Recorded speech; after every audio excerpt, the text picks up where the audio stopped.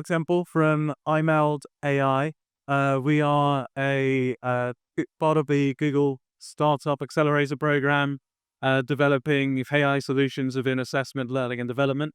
I'll talk more about what we do, but what I really want to talk to today was around AI agents. Has anyone come across the AI agent term before?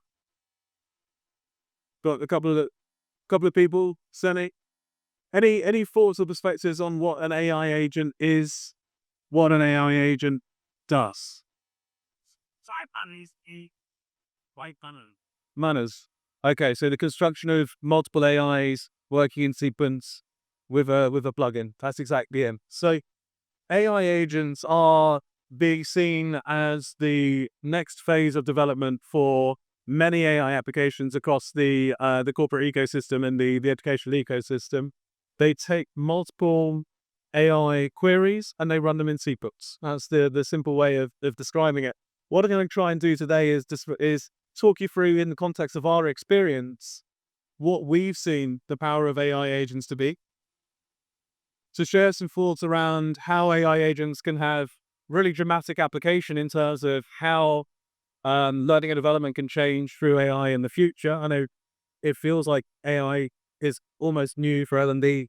It's only been around a couple of years, and people are already saying, "Oh, there's something new." But I think the agent infrastructure really is something that is important to have an awareness of, and to have an awareness of the potential applications of. And I'll talk about ourselves as well. I'll give a little bit of a plug about what we do and how we can be helpful and how we use this stuff to really sort of change the game from a learning reinforcement and an assessment perspective. Make sense? So Andrew, in one of the godfathers of the god persons of AI, really is a seminal thinker in AI, had a talk for Sequoia Capital about a year ago, in which he talked about the AI agent. Within about a month, every presentation in every major organization had the term AI agent in it, whether they knew what it did or not. I mean, this suddenly became the buzzword of the summer of 2024. And he talked about 4 key application areas. He talked about reflection. So this is the ability for AI models to have a degree of metacognition about what they're doing. They talked about tool use. So the ability for AI models to execute. Talked about planning. So before AI agents, there was a lot of theory around chain of cause and tree of 4 prompt design. So designing prompts in very intelligent ways to do what you need them to do. And then suddenly, at the end of 2024, you had all of these AI agents that were reasoning models. Has everyone heard of the reasoning models that have been coming out recently? So you move from 4.0 to 0.1 in GPT, and suddenly your answer took a minute instead of 5 seconds, and you had 10 sheets of 10 pages of response instead of 10 lines. That was through the implementation of reasoning-based AI agents. They have, typically they're called hierarchy models. So you have perhaps an orchestrating AI that will control multiple reasoning AIs and give you a better answer. And then finally, multi-agent collaboration. Hierarchy models is one example of them. But if we imagine I am giving an instruction to an AI to deliver perhaps a piece of research. And that piece of research, we then need to analyze that piece of research and come up with a decision off the back of it. And then off that decision, we need to do something. How do those collaborate together effectively? And so new schools of thought are growing around how multiple AIs can collaborate in unison effectively, efficiently, and intelligently. And this is something that, if you haven't heard of it already, over 2025, over the next 12 to 18 months, because these things take a long time to develop, over the next 12 to 18 months, we're going to see cascades of agent-based deliverables coming out of major IT design organizations, major advisory organizations. So this is something to be cognizant of, to be aware of, and to think now about the potential applications of. So I've talked about this briefly already, but we usually design the agents in a model. and we think about who's going to be your chief AI, who's going to be the deciding AI, who's going to be sitting within roles within that AI architecture, what are those roles going to be, and how are each of these going to interact? So this is a new school of study that's starting to emerge around this design of AI agent in architectures. Where are we starting to see some of these applied? So if we start thinking about when we came to learning technologies 3 years ago, 4 years ago, and people started talking very quickly about content generation through LLMs. People then started talking about L&D assistants, where we put all of our L&D information into a bucket somewhere, a data lake, a increasingly RAG databases, RAG graph databases. Moving to the wonderful world of HeyGen, synesthesia. Has anyone used HeyGen, synesthesia? Has anyone done a wonderful video that everyone said, wow, 18 months ago, and now everyone's going, really, again? You know, now we're getting to the worlds of Decebo, content pathing, skills mapping, really, really smart things that they're doing in that space. Smart coaches seem to be everywhere now, right? Suddenly, like, everyone talking is like, well, let's talk to an AI online about my personal issues and something that will help me. And then we're moving now towards dynamic avatars. Decebo did a presentation on this yesterday, the future of their summer 2025 big release. And then finally, we're starting to see emerging adaptive content. Adaptive content, we are thinking about here the idea of how do you get hyper-personalized content. So if I'm delivering a training presentation, if I'm delivering a piece of a HeyGen video, how can we automatically adapt each of those to the individual's backgrounds, their domain, their function? And what we're seeing across these emergent cycles, let me pause there actually. Do all of those elements make sense? Has everyone anyone got any questions about these kind of areas? Content pathing. Yeah, thank you. So content pathing and skills mapping, if I have 100 training courses and somebody wants to know which out of those 100 should I be taking, they'll often put in, here are my development needs, here's my sort of current competencies, and it will make a recommended pathing of what content they should be learning.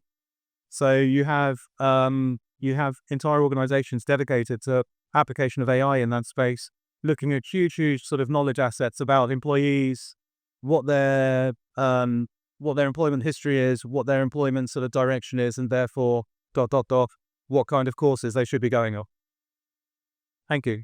And then skills mapping is sort of the consequence of that. And what we're starting to see is across all of these, the AI agents are starting to accelerate the complexity and capability of how we do these things.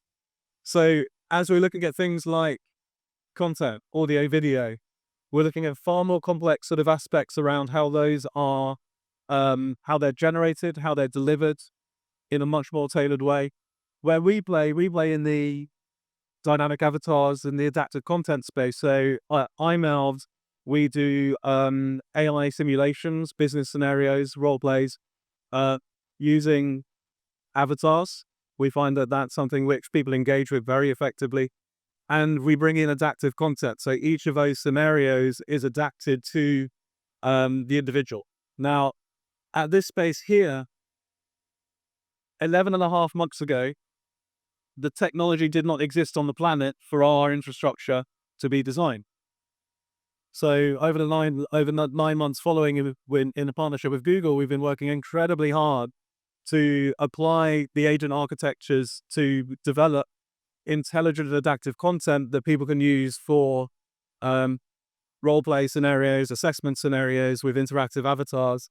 But we're seeing all of this gamut being powered up by these agent capabilities. And as I said, I'm not going to be able to teach agent architectures and agent approaches to everyone here today. Happy to have a chat afterwards if everyone's particularly interested. But we're going to get a little bit run through now of how we've experienced that.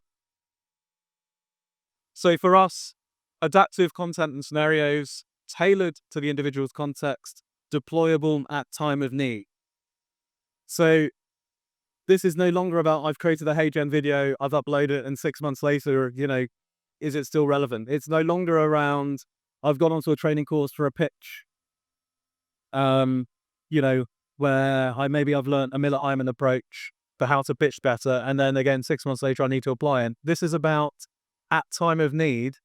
We have systems now that can design all of these things instantly through that AI flow, can adapt them to the user, can build the content set, can deploy the content set, and then increasingly and incredibly powerfully can analyze the data that's coming out of that content set.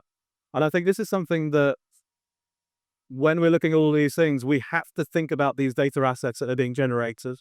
And when we're looking at transcripts of conversations, when we're looking at lessons in traditional forms, you're not capturing all of that information that's coming out. You're not capturing the best in class role plays. You're not capturing the worst in class role plays. Whereas now, when we're doing it with an AI environment where the AI is listening, capturing it, digesting it, structuring it, and placing it somewhere, we now have a new form of data that we wouldn't have seen a year ago. And the ability to then leverage that for best practices, leverage that to understand training needs, I think is going to be something that is just, it's going to take certain specific avenues of L&D to the next level. So I'm personally, I geek out about this massively. I'm very, very excited about it. How do we do that in the context of and I'll show you a brief video of one of our models shortly, but how do we do that in the context of our models? So we use 3 orchestration elements, and I'll talk about the structure of this shortly, but we think about context. So if an AI is emulating a CEO in a business scenario, that AI needs to know who they are. They need to know who they're talking to. They need to know the why of why they exist. They need to have a content base. So again, there's something here about if I am working at Siemens, for example, I have my content base will be my engineering knowledge. My content base will be my knowledge of best practice culture in the context of Siemens. And then we need to have a behavior. So if I'm doing a role play, is it a difficult role play? Is it a challenging role play for a sales pitch? Is it a helpful role play for a mental health or feedback conversation? And increasingly, I think we're seeing some fantastic emergent organizations in that space. And getting the right behavior is critical. Making sure people feel comfortable and psychologically safe is critical.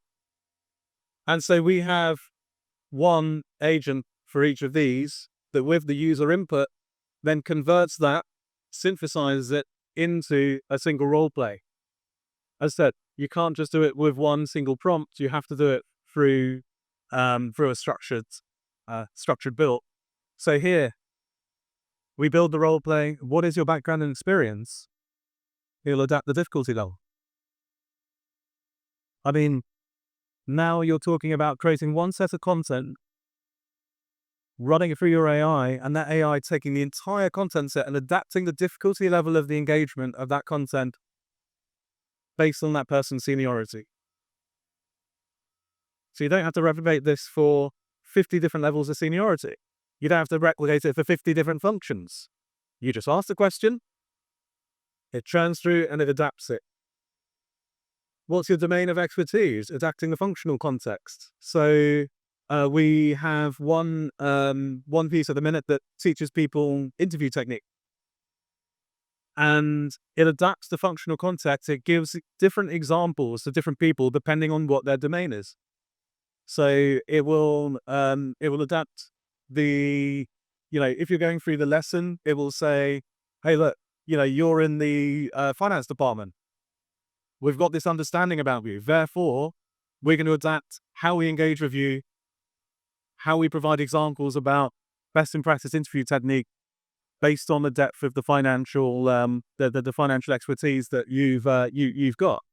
Again, what's your industry firm in defining relevant examples? Does this stuff kind of make sense? Any questions?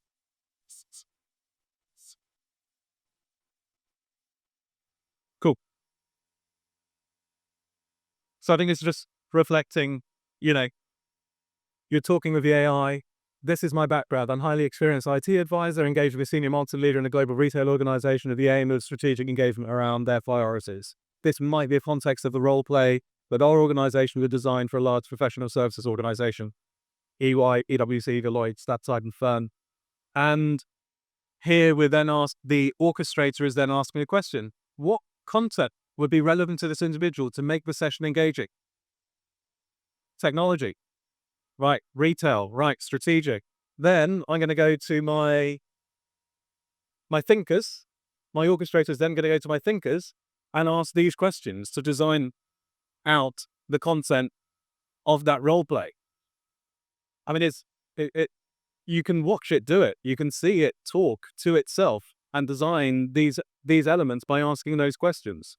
Now, the challenge then is how do you get that consistent and of a consistently high quality, which is obviously where our expertise comes in. So one example from our side, learning reinforcement. So here is one of our AI avatars. This is in the background, plugged into the orchestrator and the set of agents, and it will talk to someone just before a training session. Hello, I'm Sue, your guide to creating a tailored role play experience. I'll ask a few questions to customize your session. For more information, please press the question mark. Kindly avoid using acronyms or abbreviations. The more detail you provide, the more immersive your experience will be. Let's begin with your background. Could you tell me about the company you work for and what it specializes in? Yes, I work for Global Recruitment Incorporated. We are a executive search and leadership advisory firm. We work across a range of industries and we break globally. Thank you. What is your role at this company? What are your priorities? I'm a consultant in the airlines industry department. We focus on placing tier executives at large global airline organizations, and I am also an account manager for many of our clients, including British Airways. So what we're seeing there is interactive version of what we could do. There's also a text version that you can use, and what we tend to find is that without being ageist, there's sometimes a bit of an age gap in terms of some of the more impatient folk who are younger prefer something text-based that they can just go into. Some folks who have perhaps less tech savvy prefer a face to talk to. So here again, it's around comfort and adapting that comfort to the user base. So the inputs, user company, role, priorities, AI company. So who are they? Who's the AI going to be? What are their role? What's their priorities? What's the session objectives? So in this context, what I showed you was a client conversation trainer that we have. So client conversation trainer looks at helping people to develop more strategic selling capabilities. So it puts people into a situation where they're working with, it puts people into a situation where they are able to practice perhaps a pitch. They're able to practice a difficult client conversation, either after a training session on that particular capability or before the client meet them. And in fact, I just ran that with Cranfield Business School's MBA cohort about 2 hours ago. They all went through this experience. The validation piece happens. It defines the context behavior. It executes. I don't need to do anything. It just does all of that. It creates those adapted elements. After about a handful of seconds, Let's get started. What are we doing today? Hi there. I really appreciate you taking the time to connect. I know you've got an incredibly busy mandate as the new CHRO. I really wanted to just fun time to introduce myself, get to understand what your most pressing um, needs, concerns, and priorities are, and share a bit about what we do and how we can help out together. Thank you for your introduction. My top priority is identifying and developing top talent for senior executive succession. I need efficient, high quality results. What specific strategies does Global Recruitment Incorporated implement to ensure the placement of the best candidates in high pressure executive roles?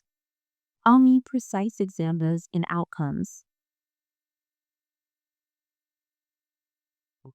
So, she's caught in a slightly weird blink there. Um, so deployed out 40 people earlier, every one of them with a different background, every one of them from with a different degree of experience and expertise. Every one of them would have had a different scenario tailored to their specific circumstances. And the impact of that, as I said before, in terms of engagement, the impact of that in terms of learning reinforcement KPIs is huge. This is something that makes it pertinent to them and makes it pertinent to their lived experiences. And we apply that to, currently we apply that to things like sales negotiations, to critical feedback, to business scenarios, the case studies.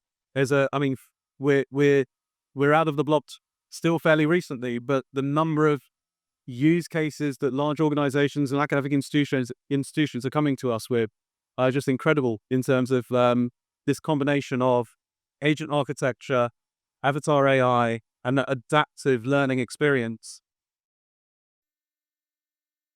Let me pause there a second. Any questions or comments before I go into the data and the analytics component? So somebody's been through one of these scenarios. They've practiced their pitch. They've practiced their more strategic client engagement. Maybe they've practiced their feedback, and you have this transcript. We now have 40 transcripts from earlier that we can analyze. That feeds to the individual. It provides them with coaching, development advice, specific courses and training courses they should be going on. It provides them with data-driven analysis of particular competencies, elicitation skills, strategic questioning skills, action orientation, engagement, rapport building. These aren't tactical presentation skills. These are deep and meaningful leadership competencies and strategic sales competencies. We have our co-founder is a industrial organization psychologist, and he said the amount of insight you can gain from the transcript by putting someone into a challenging business scenario, having them solve that scenario, and analyzing how they talk, how they think through the problem, how they ask questions, how they listen to the questions, is just absolutely. I mean, it's phenomenal. And when you think about assessing your next leader, you're assessing people who are coming on board. This kind of thing is an incredibly powerful tool that, again, I think we're going to be seeing more and more and more of. And there's just an example comment there that I pulled out from one of these. Briefly, I'll touch on, let me just check data. So interview technique is another one that I talked about earlier. Not going to repeat myself too much here, but again, select your industry, select your function and domain. And we have a course. We developed in collaboration with the global recruitment firm. We have a course that has, I think, somewhere in the region of 70 pages of best practice that is taught. So we have an AI avatar that teaches the content. It does it in a very ontological way. It says, give me examples of how you do something. Well, have you thought about how you do it better? Here's some examples of how you might think about sort of improving that. It does competency-based interviewing. Once you've done each lesson, you then do a role play with the AI avatar. And that initial information will adapt every single one of those 70 pages of the course in terms of the level of complexity, in terms of the relevance of the examples that are being used, industry specific, domain specific, and it will bring it to life for that individual in the context of, I'm a finance recruiter, I'm a CEO recruiter. Each of them are going to have very, very different sort of needs. So just thinking about the potential applications here across massive bodies of teaching material, learning and development material is incredible. Just the ability to cascade through very quickly and adapt those and fine tune those for purpose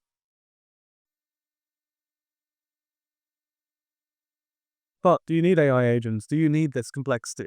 It's not cheap. It took us a while. At times, it's a bloody pain in the neck, especially when you see AIs who are disagreeing with each other. Other AI can be easier.